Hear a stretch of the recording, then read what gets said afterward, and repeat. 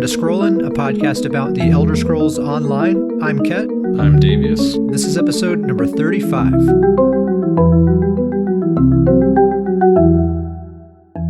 So my main focus this week has been, I'm hitting this dedication to the werewolf build. I'm still not max. I still gotta make my werewolf. You're gonna have a fully levered werewolf here pretty soon, and I'm gonna be here like. I feel like I'm giving you all the time in the world. I am leveling this character pretty slowly, so I'm giving you every chance in the world here. I can level really fast, so I just need to bust it out. I'm already through the Nord. Well, I'm not through Greymoor, but I'm already through East March and the Rift.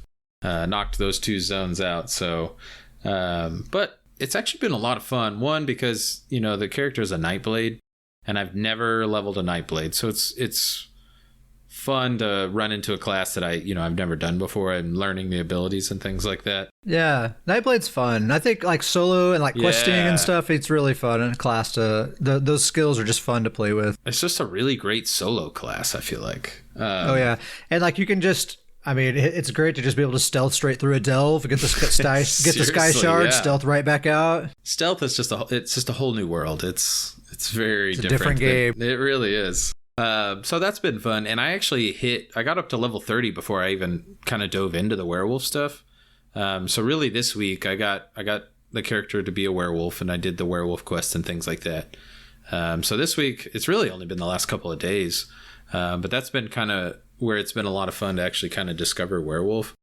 And I've seen them from afar, but man, once you get your hands on that skill line, is it cool? It's a whole new ball game. It is. It is crazy. I wish I would have had a werewolf before all these updates, so I could really see the massive changes. Because I remember when we talked, we talked about werewolves, and we even, we joke about it now, but we were like, oh man, wouldn't it be nice to see a bone thrown to werewolves every now and then? Like you hate to see a werewolf because you just feel sad for them in Battlegrounds, and now they're just terrifying and rampaging through every PvP zone. But absolutely, when I actually get your hands on these abilities, and it's only one skill line, so it's just an ability for the entire skill bar, but it's everything you need in a kit. It's just crazy to see it all on like one skill line. It's like, here's your damage buff, here's your crit buff, here's your heal, here's your. Well, that's recent, I think, right? Like that that's what I'm saying. A big drawback of Werewolf until recently. Yeah, that's what I was saying. So I would have liked to see it before then, because that was kind of all these changes that they kind of really gave the toolkit everything it needed. But I'm looking at all these abilities, and I'm actually seeing them and reading the tooltips, and it's just blowing my mind. It's such great abilities. They've got a gap closer. They have, and when the gap closer is slotted, you passively gain your damage buff. So you don't even have to cast it. It's just there at all times. That's awesome. They have a crazy strong heal. I'm still low level, so I don't really know where the numbers work out, but I think it's like I'm a level 30, mid 30s or something like that. And it's based on your max health. And I think I'm with CP and everything, I'm at like 25,000 health, and it's like a 9,500 health heal. I know it's strong because I've seen so many werewolves just like come back from the dead with that thing. Yeah, and then, I think the balancing factor is it costs magicka, right? So it's like hard to spam with a stamina spec. It does cost magicka, but if you cast it while you're full health, you get 3,000 stamina. So it also works as like this crazy sustain ability. Wow, that's cool. Yeah, and I think that's the morph that does that, but I'm just looking at all these abilities. It's like, man, every single one of these abilities works really well. They have a really strong dot you can throw. They have a stun. It's a fear. But, the howl that you can fear somebody with. They just, It's like they have it all. They even have... it's just one skill bar too, right? You can't even bar swap. You can't bar swap or anything. It's just all on one bar. The only thing that they're actually missing is the major resolve.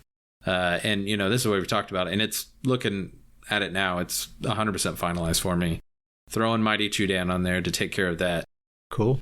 It's just weird to see this one skill line that just kind of has everything. So it's been a lot of Cool. fun. It kind of makes me want to make a warden werewolf, because wardens have everything too. You know, so it's just like and there's everything. There's some theme that works there too. A warden werewolf could be really cool. Yeah, that does thematically. I do have to say this too. I always find a way to do this, but a Nord werewolf makes a lot of sense. And a Nord warden makes a lot of sense too. Nord warden werewolf. Love it. I'm going to chew on that. You chew on that? See how that tastes? Yep. But yeah, that's kind of what I've been doing. Just run around. Like I said, I'm not leveling really fast just because I've been having a lot of fun kind of learning the Nightblade class and the abilities. So I've been kind of taking it slow. You're waiting for me to catch up. There you go. Giving you time. And now that I've found the werewolf abilities, that whole trees is a lot of fun. I do have to admit, I'm still fully going the werewolf support build. But the closer I get, I am worried that this build's not going to work. And I don't even really know how you measure if it does work. Yeah, it'll be hard to measure success because it's not a healer. It's not a healer. You're just pumping ultimate to everyone. Pumping ultimate. I'm just worried that it's not going to pump enough ultimate to allies enough to where it makes a difference. Yeah. The good news is that I think even with those, I was worried with going with those two sets, when I'm in werewolf, am I just going to be kind of a body that's pumping ultimate? But their skill line's so great. I think it could still be, effective. It could probably still lay some damage and throw some stuns out there. And I think it could still be effective, but I am starting to worry a little bit if this build could be effective. Well, you had another idea for this character too, right? Weren't you going to be a snipe spammer? I did have And then when people get angry and try to chase you down, then you transform into werewolf, and that's actually what your build is made for. And so you that's the backup plan. Is that I'm a really annoying Nightblade Battlegrounds, and then they're like, you know what? F this guy, I'm going to go after him. And as soon as they come, then you just switch to werewolf, and they're like, what the? I just totally shred them apart. I still love that idea, but I have to try the ultimate build werewolf. I'm too all in now, but I am slightly worried if it's going to work. If you have an effective offensive toolkit, regardless, let's say you have the support ulti gen build happening, and you're still getting kills yourself, why not just stick with that ulti thing, and just help your teammates be that much stronger, and you yourself are effective as well. That's gonna be the goal, is if I can use those sets and also be an effective damage. I don't have to deal crazy damage, but still deal effective enough damage to be helpful for the team. It'll be fun at least testing it out.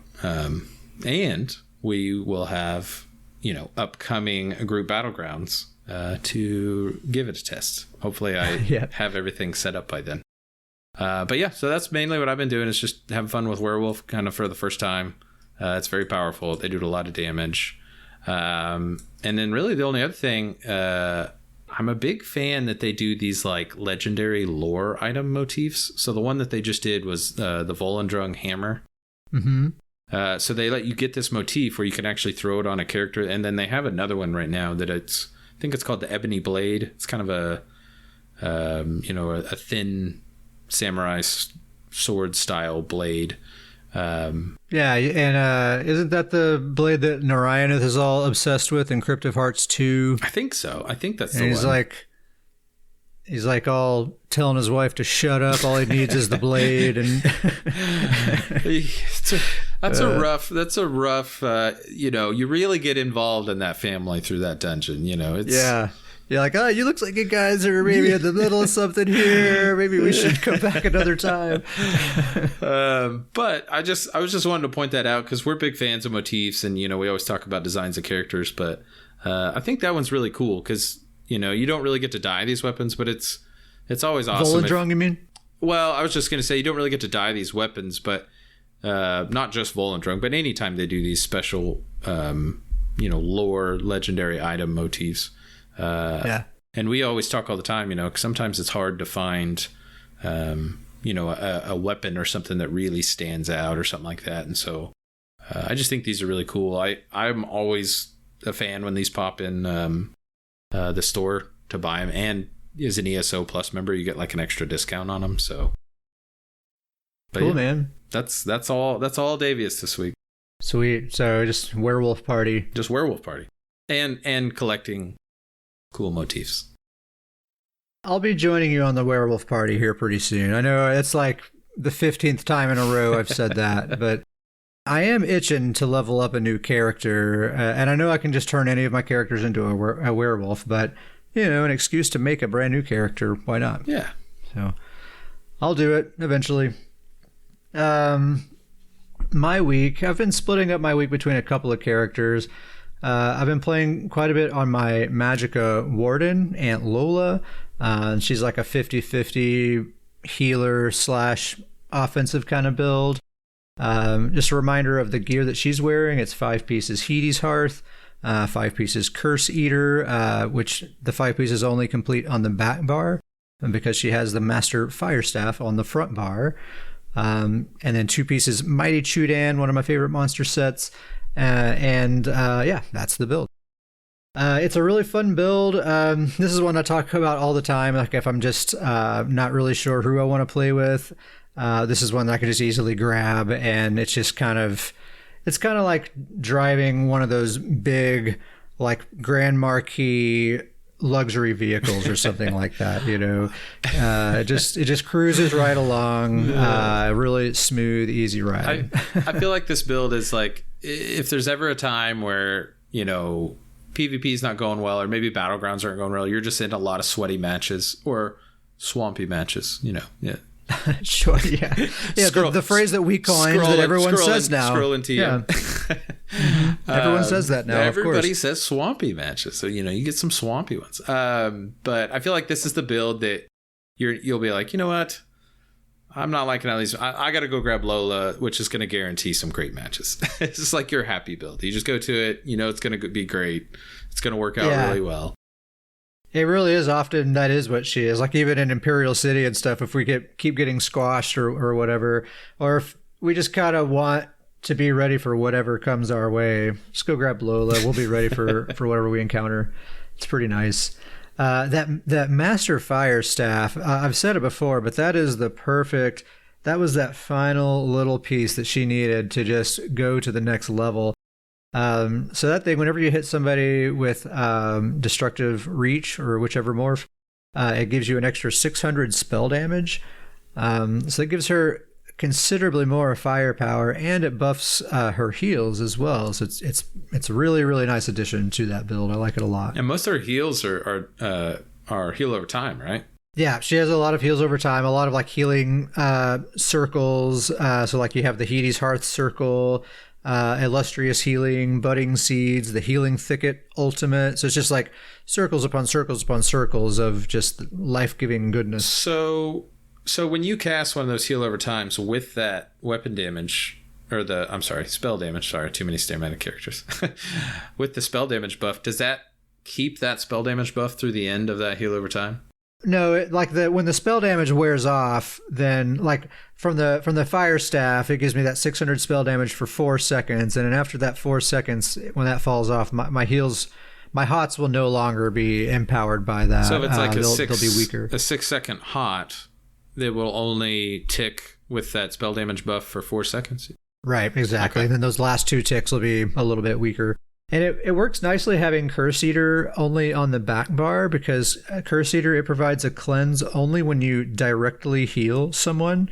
And I only have direct heals on my back bar, so it doesn't do anything on my front bar anyway.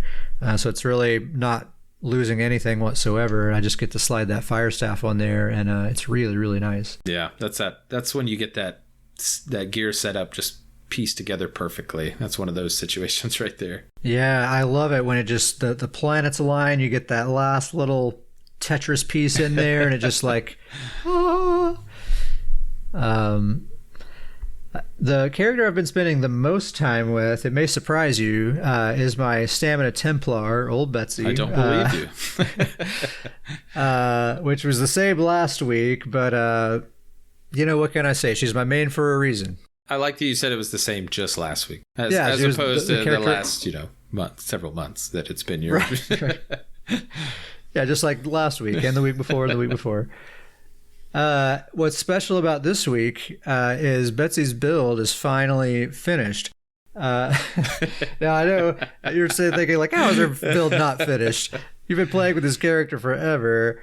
Well, I was always just I have the Wild Hunt ring on her, and I don't know, I just never felt right about transmuting it. Like it was the first mythic item I got, and I felt like I don't want to mar it by changing it or whatever. So I always knew in my mind like it should be infused. It comes in Swift, but I know like for my build to be at its best, it should be infused, but I don't want to do it right now. But finally brought myself to do it. It's infused now. Still have, that extra 7% movement speed I wasn't really even benefiting from because I'm over the speed cap most of the time. So I really don't even miss that 7% movement speed. So that infuse give me a little bit more weapon damage. And she already has a ton of weapon damage. So I barely even notice because she already hits super hard, but hey, why not just a little bit harder? A little bit harder. Can't hurt. And I've been having a ton of fun with her this week because I've been doing a lot of Cyrodiil, which I don't normally do much Cyrodiil because I'm always turned off by the performance. But like we were talking about last week, this week is kind of special in Cyrodiil. They're doing this special test number 5 that we were really excited about, where group sizes are limited to 12 players and you can't heal anyone outside of your group. So that's a tested area that a lot of people have been kind of asking for a long time. And I myself have been very curious about it. So I've been diving in there with both of the characters that I just mentioned, my Magicka Warden and Betsy. And I specifically wanted to use those two because I felt like they'd be a good kind of comparison to one another. Lola, my MagDen, is primarily a healer with some offensive capability, while Betsy is just straight offensive. And so I thought it would be good to see what their experiences are like, because this new situation, a healing focused player finds themselves in a very different Cyrodiil than we've seen in the past. It's kind of wild, actually. Like a solo healer, there's really no place for you. That is pretty wild to think about, but probably a good thing in Cyrodiil, like we discussed. It's probably a good thing. It's interesting. I mean, I bet some players would disagree. I know there's some people that's what they like to do. They like to just jump on their healer, go run around in Cyrodiil, find a ball group to follow around, spam some heals. Well, I just mean it in the sense that if you are going to go into Cyrodiil and you're in, I'll use my main as example, StamPlar healer main. He absolutely actually deals 0 damage. But it makes more sense because this really encourages you to actually find a group and be a little bit more focused. And I know that some people don't want to go and join a group, but if you kind of take that plunge and join a group and get a little bit more focused, it does make Cyrodiil a little bit more fun. It's fun. The problem is, at least in my experiences, it's just not always that easy. Like I do the non-alliance locked campaign, which is admittedly a little bit lower population most of the time, but I was typing healer LFG in chat like over and over and over again. I'd never got an invite, and I went so far as to I started randomly inviting other players around me, but as soon as one of us would die or something, they would just drop out of group, and I just couldn't get a group going. And so eventually, this character has some firepower, but it's really like supplemental firepower. It's really kind of an aspect of how she provides support. So on her own, she doesn't really, especially in a champion point environment, she doesn't kill a lot of people. She can keep herself alive, and that's fun for a little while. But basically, eventually, I just determined like, okay, unless I have a pre-formed group that I'm rolling with, I'm just not going to go to Cyrodiil with a healer. And that's always been like my primary way of farming AP. Go find a Zerg fight, go find a siege somewhere, and just spam some heals, rack up the AP. You actually make a really good point, because if this, this is still just a test, so nothing's final yet. But this has been the one that people have talked about, as their favorite, and they hope this is the one that happens. And me and you have both said that. It'll be interesting though, because think about a group that works together, that they are actually grouped up. Think about how much that group could just melt a non-grouped up Zerg. Like, they will just melt right through them. Oh yeah. Oh, totally, man. I mean, I was in some Zerg fights, and it's a totally different experience. I was planning on talking about it a little bit later, but I'll just get into it now. I found, like, there was a Volendrung fight. Like, the hammer fell somewhere. Hammer fell, huh? The hammer fell in Cyrodiil. Someone got it, and as you know, anytime Volendrung is present, a massive Zerg fight is about to go down, and that's exactly what happened. It was a straight, huge, large-scale fight with all three factions there, a gazillion players on the screen, and it was crazy because you don't have that protective safety net of just heals all around you. Even though you're surrounded by allies, hundreds of allies, you're still kind of all on your own anyway. I mean, they're providing body blocks, so you kind of have some protection that way, but that's it. Although I did notice synergies work. So, like, if you're standing in like some Templar's ritual, you can still get that synergy to cleanse yourself. It's just not healing you. That's a big change, though. That's a big change. It's wild. But on the flip side, like, you can dive into an enemy Zerg and pick out a player and kill them, and hopefully get out of there before you get surrounded. But it's a very different kind of fight. And performance was better. It wasn't totally perfect, but really the only time it was, like, noticeably bad was during that Volendrung fight, when there was, like, seriously, like, a crazy amount of players on the screen. All other times, performance seemed really good. I think my ideal thing here would be to have Cyrodiil work just like this, except allow direct heals to go outside of the group.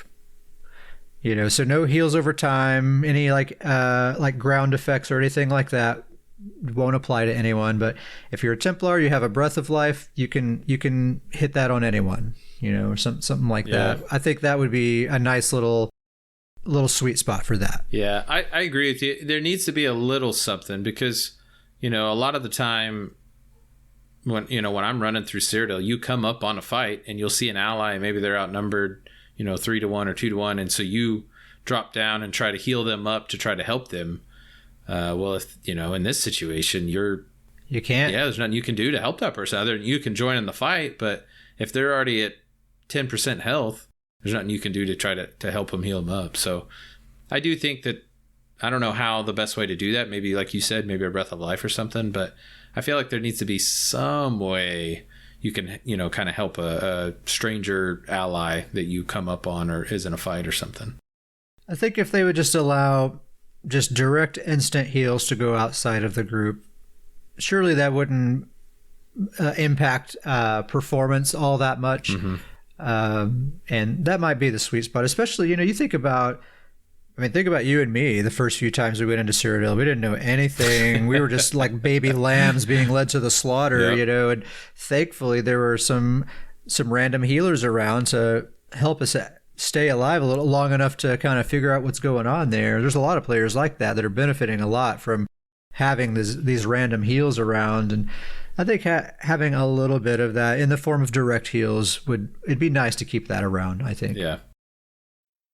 But, this is just a test scenario. So, we could do the final form of this could be, any version of this. Yeah, that's kind of the wild thing to think about is that, this is what, 6 tests? Yeah, we're in week 6 right now. They could pull 4 of the tests together for what they decide to be the final, at least some component of it. I don't think it'll be like exactly those tests.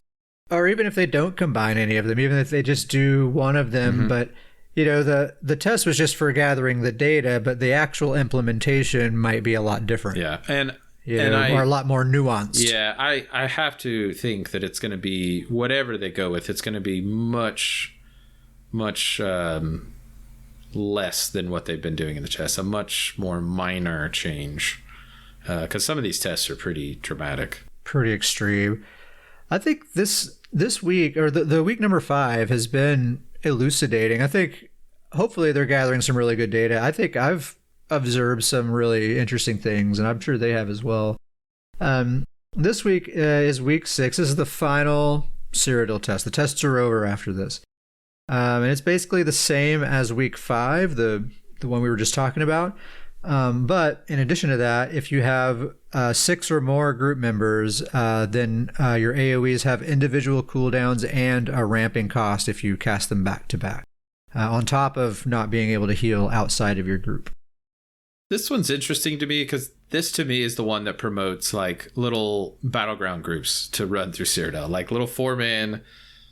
Yeah, it strongly promotes small scale play. This for little sure. small groups to go in and to be effective, which I don't know, could be cool. I don't know what that'll do for performance, but yeah, it seems like if you have 6 or more members in your group, then you're like the siege squad, I would think. Yeah. Right, like that's going to be like what you're there for.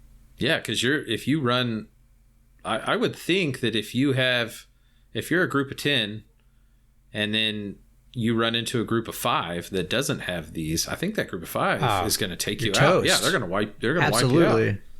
Or even, you're absolutely toast. Even a group of 5 taking out a group of 12 if they've got all these debuffs. So it'll be interesting to see that play out for sure. Yeah. Cool. So yeah, that's been our week in Cyrodiil. Well, let's move on and talk about the PTS this week. So this is public test server week 4. It's version 6.2.3. It's another somewhat quiet week on the PTS, but there are a few things that are kind of interesting. I'll just kind of name off some of the stuff that's happening that I'm not going to really get into the details with, but they're testing out Mid-Year Mayhem. There's a handful of antiquities fixes, a bunch of miscellaneous art and animation fixes. They're still tweaking the Vatashran arena, getting that dialed in. Actually, a really long list of tweaks to that thing. Hopefully they're getting close to what they want on that.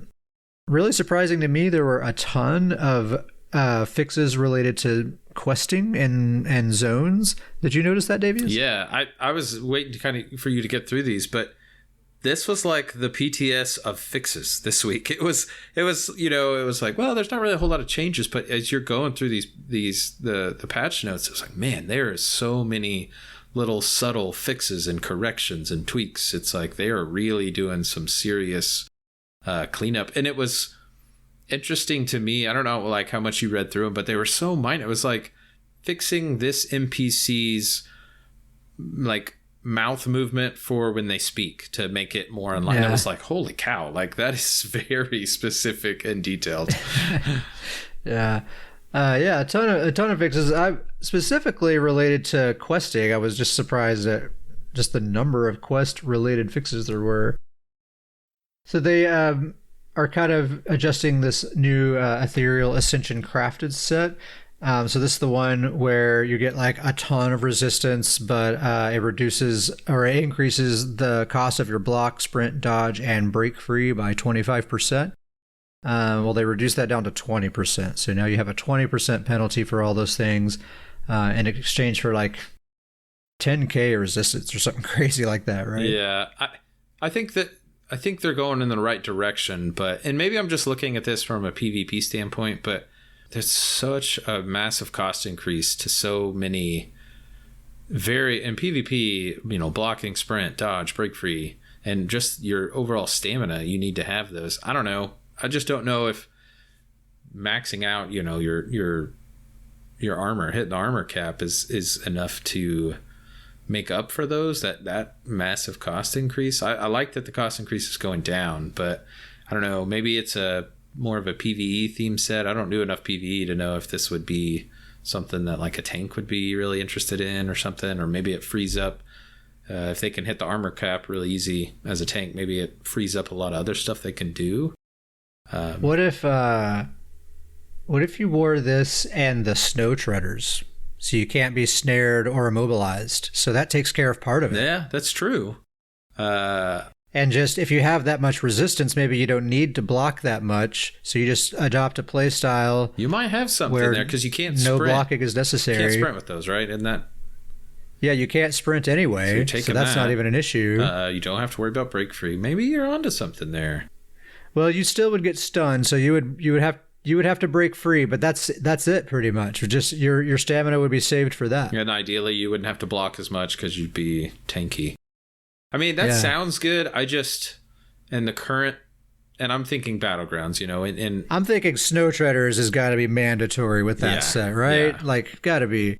I'm a little, and this is coming from somebody who always plays tanky. I feel like that's my go-to, but playing tanky is scary to do right now, you know, especially in Battlegrounds. But, you know, in Imperial City or Cyrodiil, maybe with CP, you could be a little bit tankier. But in Battlegrounds, it's a little scary right now to play tanky, I feel like. Yeah, it's hard to be tanky. They've also adjusted the Red Eagles Fury set. So this is a weird one. This is one. Remember before we were comparing it to New Moon Acolyte? It gives you like 461 damage and increases the. It gives you 461 damage to your weapon abilities, but then increases the cost of your non-weapon abilities by 5%. Well, this week they've changed it so that it increases the cost of your weapon abilities by 5%, on top of the 461 weapon spell damage that is giving to those same abilities. It's a it's a baffling thing, isn't it? I'm telling you, there's a developer over at ZOS that listens to the podcast. He heard, you know, 2 weeks ago we were like, this really sounds like the new Moon Acolyte. You know, that's kind of what this is.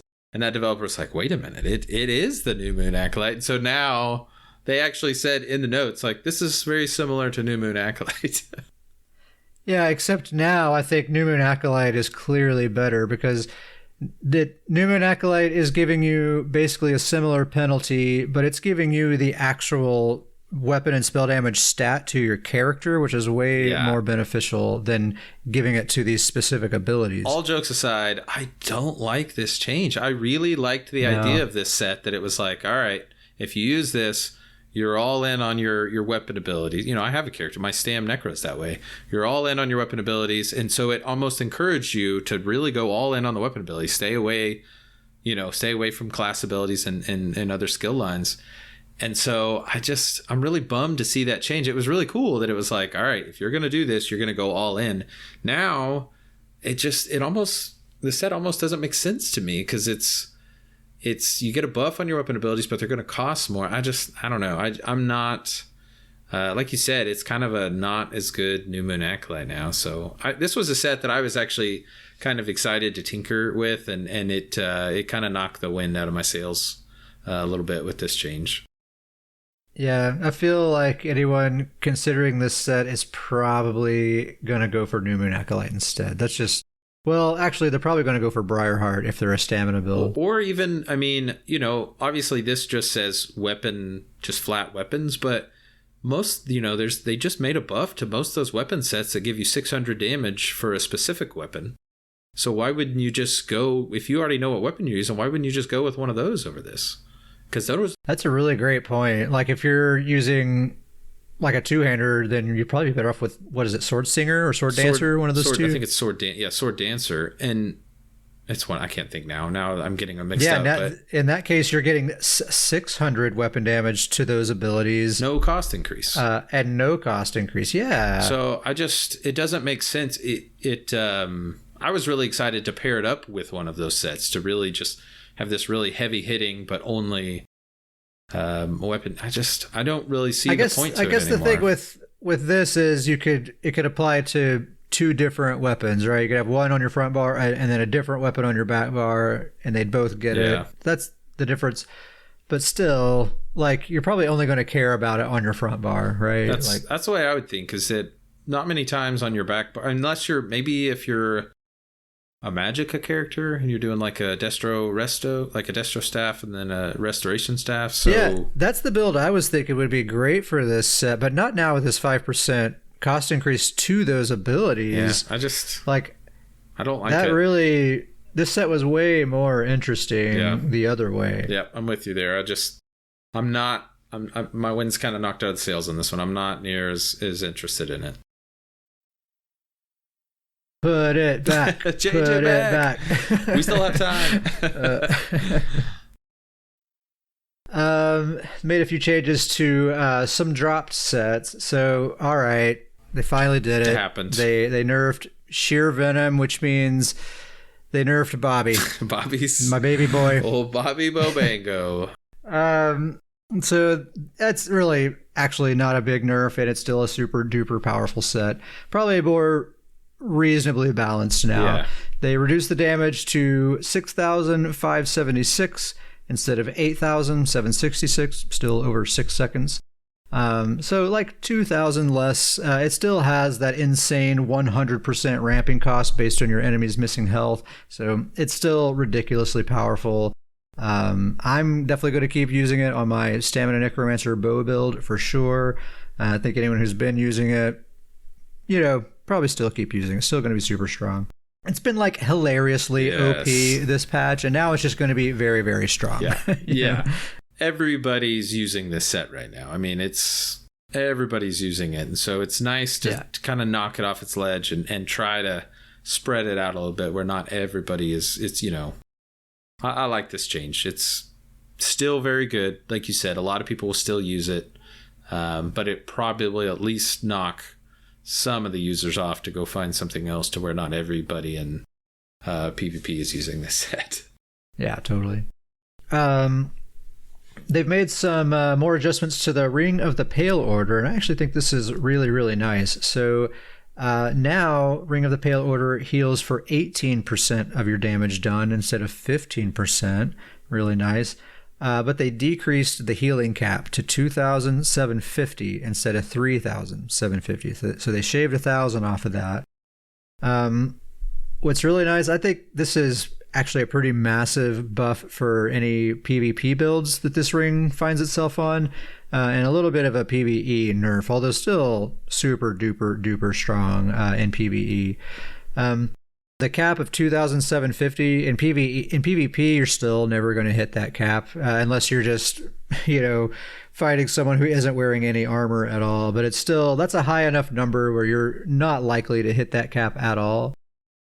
In PvE, you're going to hit that cap super duper easily, but like we were saying last time, in PvE, you have so many sources of damage, and this item has 0 cooldown, so every single dot tick, every single light attack weave, everything is proccing this thing every single time. So you could probably solo a dungeon, and this could be your only solitary source of healing, and you'd be totally fine.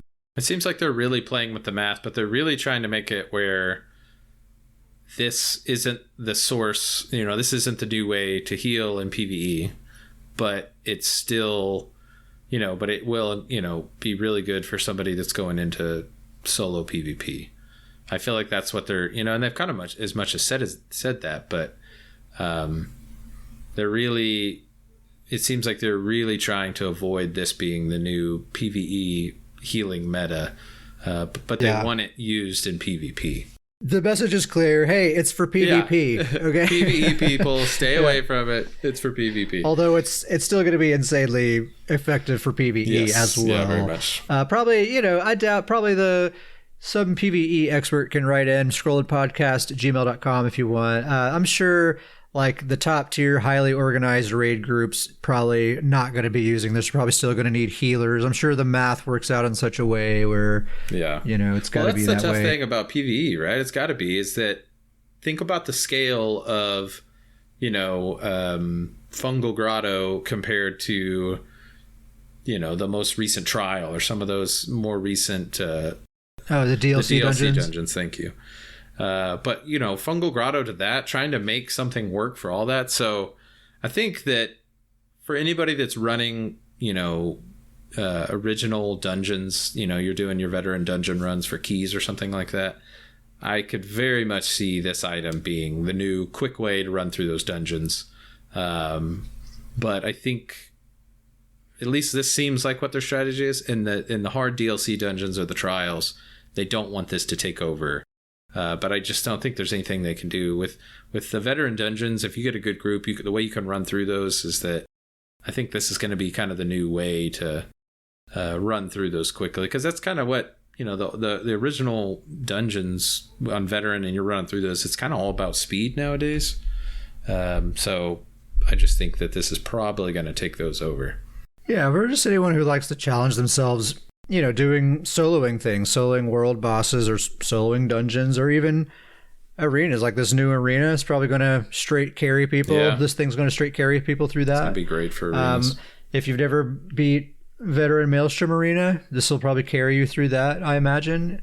Yeah, I think there's lots and lots and lots of really great PvE applications and PvP. I mean, obviously PvP, my Stab Sork is going to be all over this thing, dude. It's going to be amazing.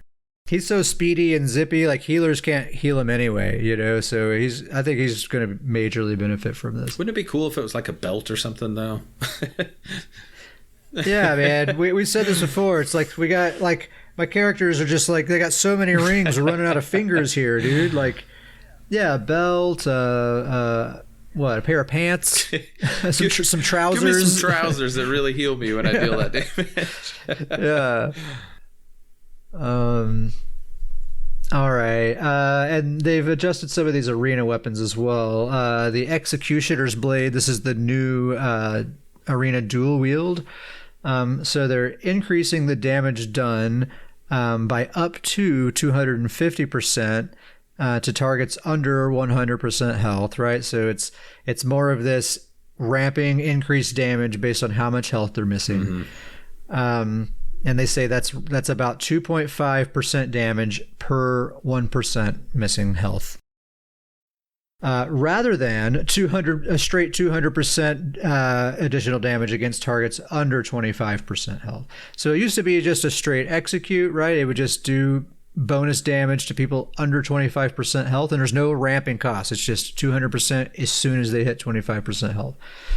Now it's as much as 250%, but it's based on how much health they're missing, starting at 100% health. Yeah. One more aspect that they've added is it now also restores half of the stamina cost when you hit somebody who's under 50% health with Hidden Blade. So there's a lot of percentage talk here. You do more and more damage based on their missing health with that ability, and when they get dip below 50% health, you get half of the ability's cost back. Pretty weird. I like the idea of this. I like that it makes the dual wield weapon buff ability more usable, but I still think we're missing the mark here when you have to hit them from behind. One thing missing here, guys. I mean, they don't even mention it, but I'm assuming that's still sticking with it. That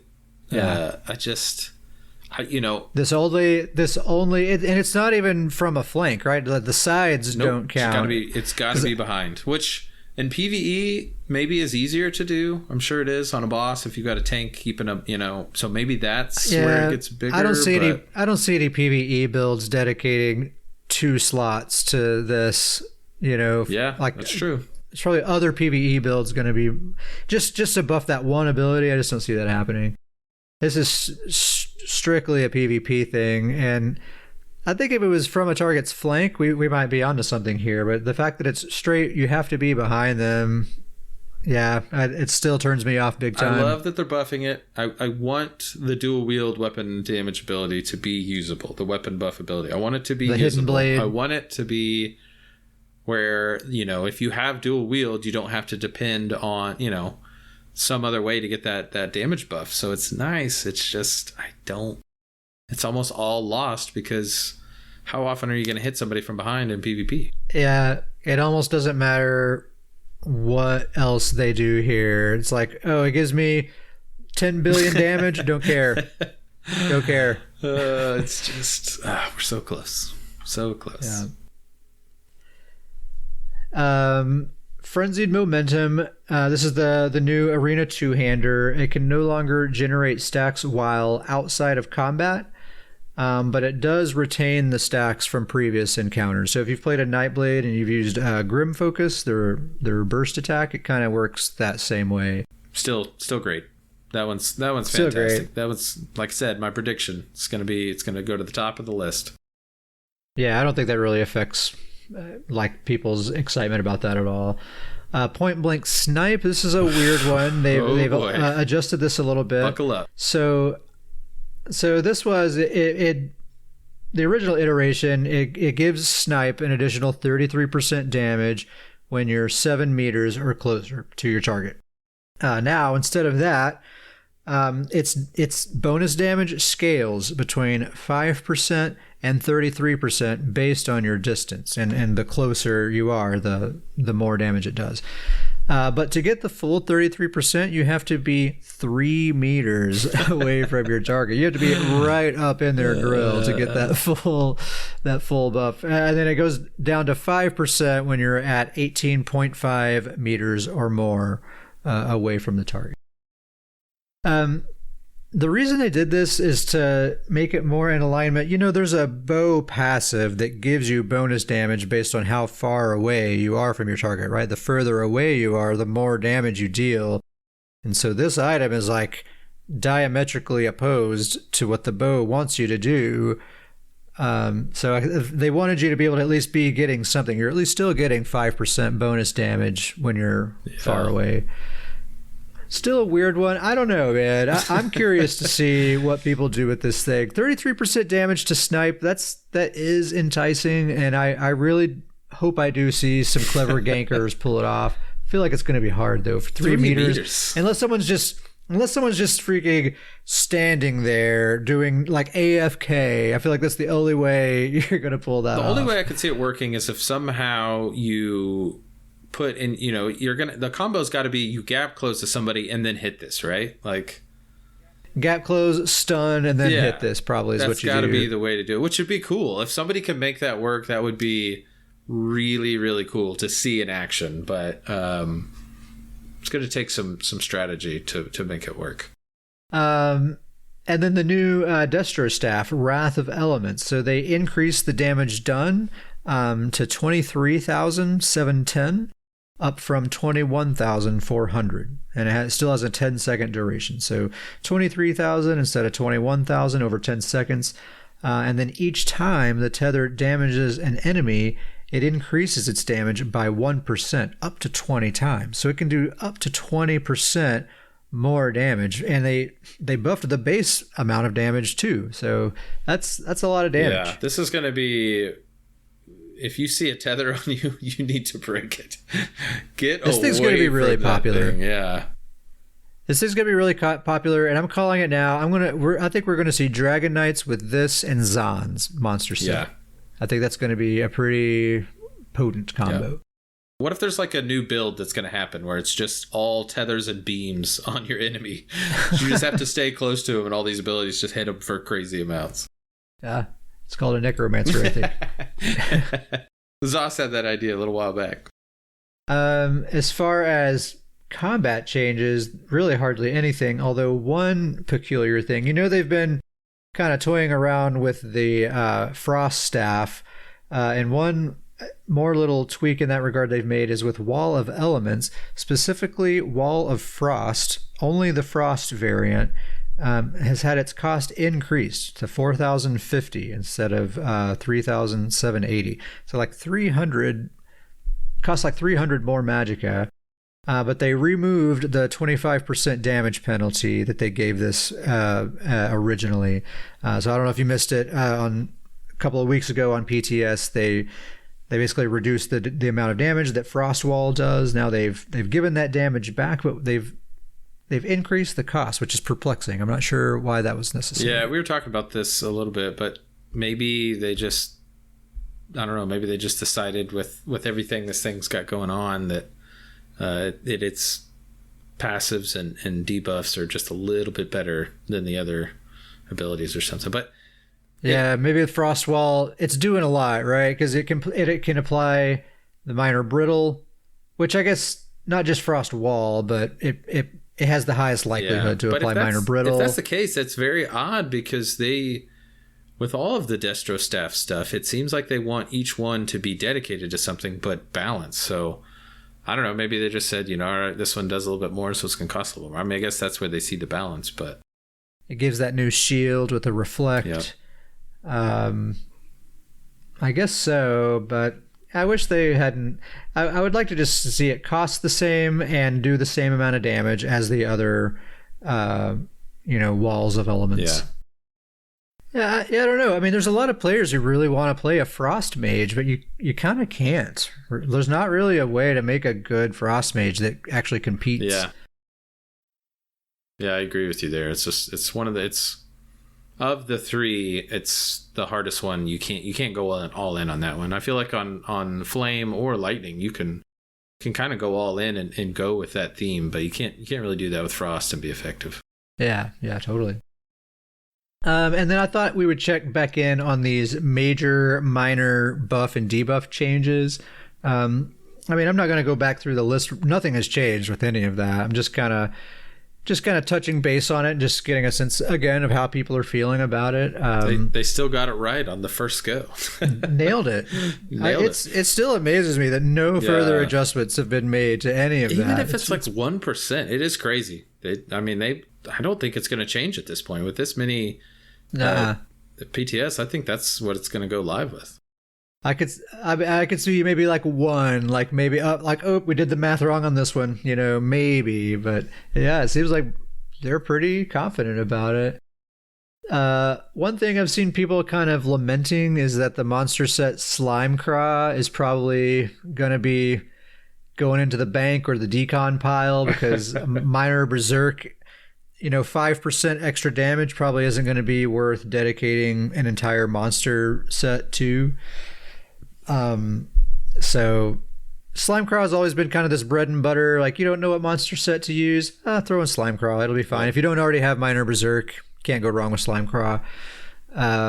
That's probably not gonna, I doubt people are gonna bother using this anymore. People aren't going to go out of their way to get minor berserk in their builds anymore, I don't think. It's going to be down near the bottom of the list for monster sets now, for sure. Yeah, totally. Another thing about these major minor buff changes, something that was kind of brought to light while I was reading some conversations, is that some classes benefit a lot more than others from some of these things. In particular, the recovery buffs like endurance and intellect, and I think the health one is called fortitude. So here's an example. So minor endurance, right? That's a very common stamina recovery buff, right? Just about every stamina build has that. It's in Rally, which basically every stamina build uses. It's also in Circle of Protection, that everyone has access to that ability as well. Very, very common, very uncommon for a stamina build to not have minor endurance. Whereas minor intellect, it only has 3 sources, and they're from class abilities. Only sorcerers, templars, and wardens, those 3 classes and nobody else, have access to minor intellect. And that's a free 10% extra damage that those classes are getting that no other Magicka classes are getting. And on top of that, minor magic steel was also nerfed, and there's no stamina equivalent to minor magic steel, so that there's no equivalent thing to get nerfed there. And stamina inherently has really good sustain built in, and I'm not talking about medium armor passes. I'm talking about stamina abilities themselves. As a rule, they cost I think 15% less than their Magicka counterparts, because the reasoning is you use stamina for blocking and sprinting and all this other stuff, so it's a balancing thing there. But in this instance here, it's an oversight, because basically all stamina builds are benefiting way more from these recovery buffs than Magicka builds are, and then Magicka builds on top of that are getting a little bit of a nerf because minor magic steel is very, very common. So for that to get nerfed and for stamina to not have an equivalent thing to also get nerfed, plus they have minor endurance, it's it's a wacky balance thing that I think needs to be looked at. Yeah, that's probably the biggest variable that I'm preparing for, at least, is to see what sustain looks like after all this launches.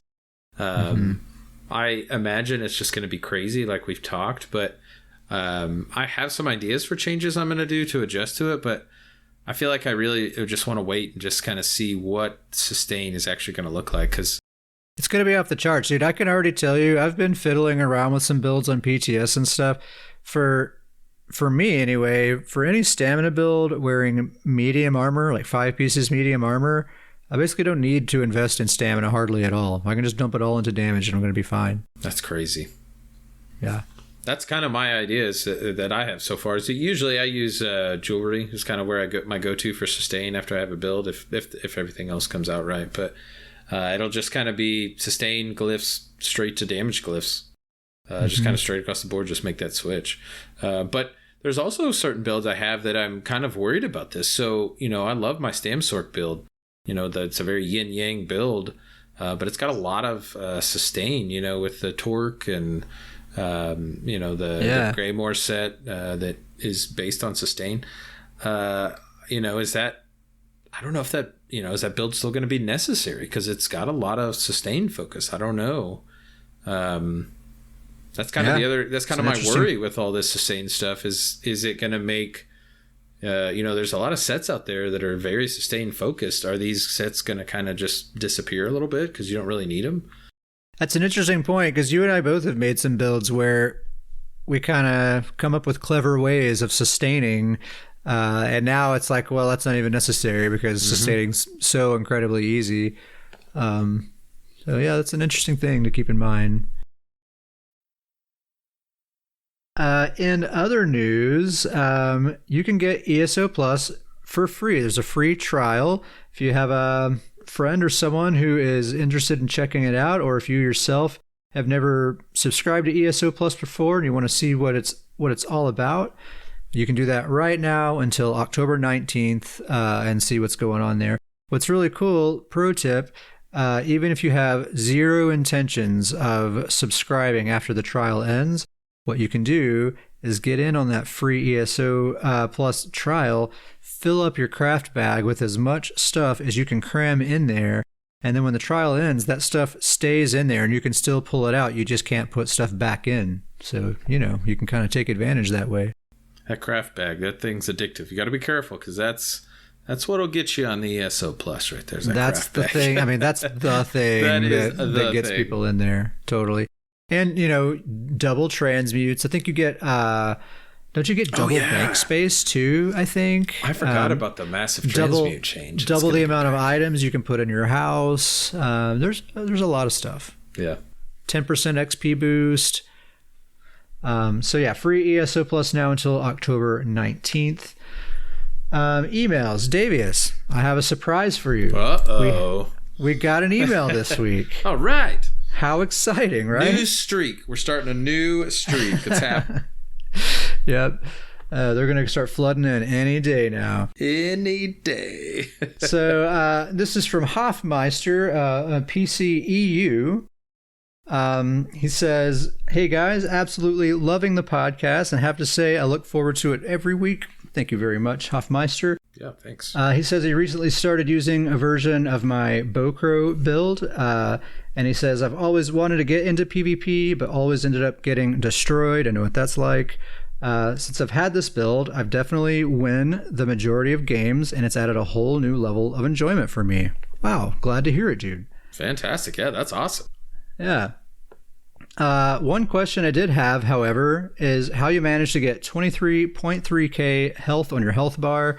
I copied the build exactly. I've golded out mostly everything, yet I still only have 16.9k health. He also goes on to say, "I'm really looking forward to the Stamden build and have started leveling one myself. Which race do you use?" And he says, "Thanks again for the build. I love the setups you guys come up with because they're so unique."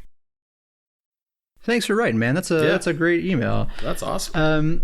I'll try to back up and answer your questions here. So for my Stamina Necromancer bow build, the way I get to 23.3k health, basically I only have 3 investments in health. It's my food, Dubious Cameron Throne, tri-stat glyphs on all 7 armor pieces, and I think that's very important on that particular build. And then the Undaunted Metal passive. And now it's a 7 medium build, so you're only getting a little bit out of that passive, but every little bit does count. So those 3 things: make sure you have health, tri-stat glyphs on your armor, and the Undaunted Metal passive. Those are the only investments I have in health on that build right there. Tri-stat glyphs are really, I mean, me and you have kind of both become this way on almost every, they're a grind to get, whether if you're spending gold, they can be expensive, or, if you're farming for them, and they can take a little bit of a grind. But in PvP, they're such an upgrade over any other glyph. Those tri-stat glyphs make a huge difference. It just gives you so many more stat points to work with, and it just makes it a lot easier to spread things around and get things nice and rounded out, for sure. And then for the question on which race do I use for my StamDen, it's actually also a Wood Elf, just like my Stamina Necromancer, and he also uses a bow on the front bar and a two-hander on the back bar. But really, it's not like the race for that. Like, Wood Elf is by no means like the very best choice. I just chose it because Wood Elves fit very thematically with bow builds, so I just kind of like it for the flavor. But Orc, Dark Elf, Nord would also be extremely good choices. I was waiting for it. I don't really like where it fell on the list, but that's okay. That's okay. Well, hey, they come in ahead of Redguard. I think Redguard would be fine, but I think Redguard's pretty lacking right now, especially with all these sustain buffs coming. That's basically all Redguard brings to the table is sustain, and that's another good example of that sustain kind of tinkering with other things in other areas. Redguard is already a very, very unpopular race. I don't think hardly anyone uses Redguard these days. And I think even fewer people will be using them, unless, outside of lore and flavor reasons. Yeah. Going back into that, Breton's a big sustain class. Do you think that they're going to... that's going to see a drop in Breton? I bet so. Yeah. I bet. Probably for the best in that case, because I think for me in PvP, Magicka race, there's no contest. Breton every time. For me...